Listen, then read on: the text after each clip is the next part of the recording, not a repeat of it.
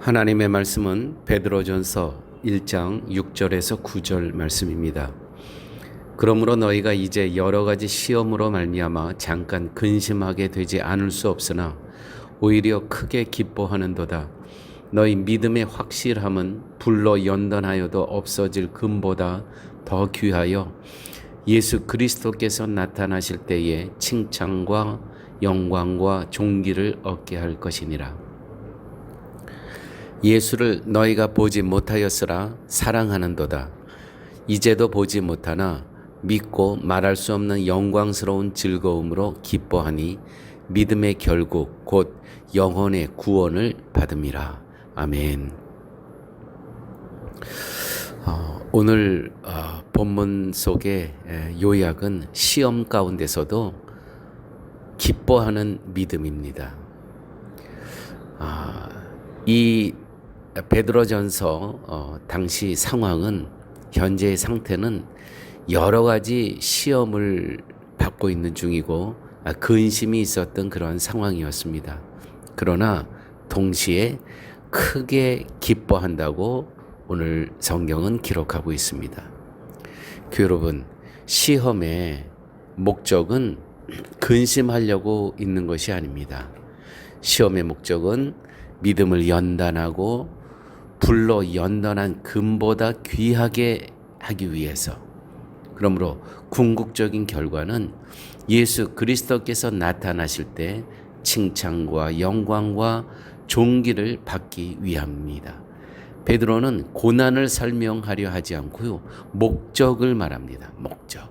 칭찬과 영광과 존귀를 그리스도께서 나타나실 때 받을 것이다. 그러므로 고난은 믿음을 파괴하지 않고 정금처럼 정련한다는 것입니다. 여러분, 고난은 우연이 아니라 내가 재수가 없어서 이 고난이 있고 그런 것이 아니라 하나님의 경륜, 섭리의 도구로 지금 이 고난이 쓰이고 있다는 것이죠. 개혁주의는 고난을 이렇게 이해합니다. 하나님이 잠시 자리를 비우셨다 아닙니다.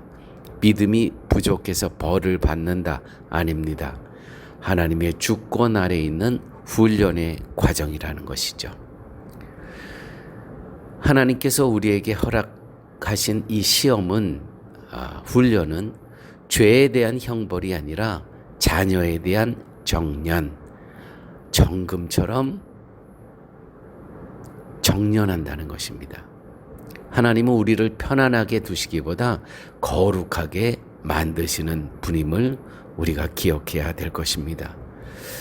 믿음은 고난 속에서 진짜가 됩니다. 누가 진짜인지 고난이 오면 알게 됩니다. 고난 속에서 진짜는 정금처럼 정련이 되고요, 가짜는 없어진다는 것이죠. 떠나가 버린다는 것입니다. 베드로의 표현을 빌리자면 너희 믿음의 확실함은 불로 연단하여도 없어질 금보다 더 귀하도다. 고난은 믿음을 만드는 것이 아니라 믿음이 참인지 드러낸다는 것이죠. 믿음이 없이는 하나님을 기쁘시게 하지 못하나니, 히브리서 11장 6절 말씀입니다. 고난은 우리를 넘어뜨리기 위한 시험이 아니라 하나님께서 기뻐하시는 믿음으로 드러내는 과정일 뿐이라는 것입니다.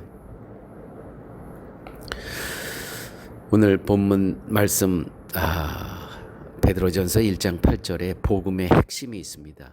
예수를 너희가 보지 못하였으나 사랑하는도다. 이것이 복음의 핵심입니다. 우리 예수 그리스도 보지 못하였습니다. 그러나 사랑하는도다. 초대교회 성도들이 그랬습니다. 예수를 직접 본 적이 없습니다. 그러나 그들은 사랑했고 믿었고 말할 수 없는 영광스러운 즐거움으로 기뻐하였습니다. 이것이 복음 이후 세대의 신앙이어야 합니다. 이것이 오늘 우리의 신앙이어야 한다는 것이죠. 상황이 아니라 약속에 근거한 믿음이 우리 안에 있어야 한다는 것입니다. 그 여러분, 고난의 끝은 구원의 완성입니다. 9절 말씀, 믿음의 결국 곧 영혼의 구원을 받았습니다. 영혼의 구원을 받았습니다.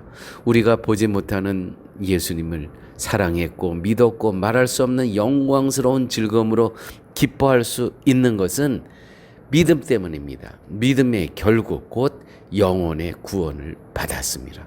우리가 구원받은 자녀이기 때문에 이 땅에서 살면서도 영광스러운 즐거움을 바라보면서 감사하며 기뻐하며 살아갈 수 있다는 것이죠.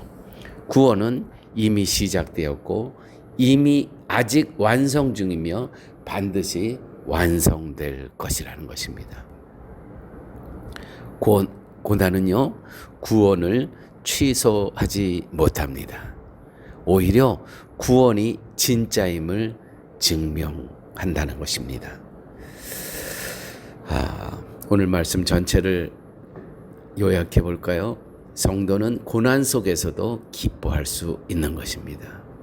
혹시 지금 여러 가지 재정적인 건강에 또 미래에 또 인간관계 속에서 고난 속에 계십니까? 그 고난 속에서 하나님께서 허락하여 주신 이 훈련, 이 과정을 잘 극복하시면 정금은 없어질 수 있지만 정금처럼 잘 정련한 후에 더 귀하게 하나님께서 사용하실 것이라는 것이죠. 그 이유는 고난이 믿음을 정금처럼 정련하기 때문인 것입니다. 우리는 보지 못해도 예수님을 사랑하는 자들입니다.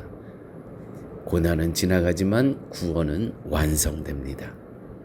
여러분, 내가 지금 겪고 있는 고난을 벌로 해석하고 있지는 않습니까? 하나님은 그리스도 안에서 이미 나의 죄를 심판하셨습니다. 그리스도께서 나의 모든 죄를 속량하셨습니다. 죄값을 치르셨습니다. 지금의 고난은 정죄가 아니라 훈련임을 기억하시기 바랍니다. 고난 속에서 내가 붙드는 것은 상황입니까? 약속입니까? 상황은 흔들리지만 하나님의 약속은 흔들리지 않습니다. 나는 보지 못해도 그리스도를 신뢰할 수 있다는 것이죠. 무엇이? 이 믿음으로 말미암아. 나의 믿음은 평안할 때만 유지됩니까? 아니면 시험 속에서도 드러납니까? 고난 속에서도 하나님을 떠나지 않는 믿음이 참된 믿음임을 오늘 이 말씀을 통해서 다시 확신하는, 확인하는 복된 시간 되시기를 예수님의 이름으로 축원드립니다.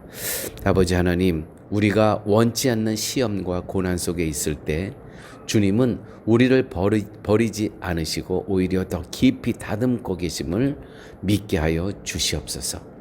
보지 못해도 예수를 사랑하는 믿음, 상황이 아니라 약속을 붙드는 믿음을 허락하여 주옵소서. 우리의 믿음이 정금같이 드러나 주님께서 나타나실 그날에 칭찬과 영광과 존귀가 되게 하여 주옵소서. 모든 말씀 예수님 이름으로 기도드렸습니다. 아멘.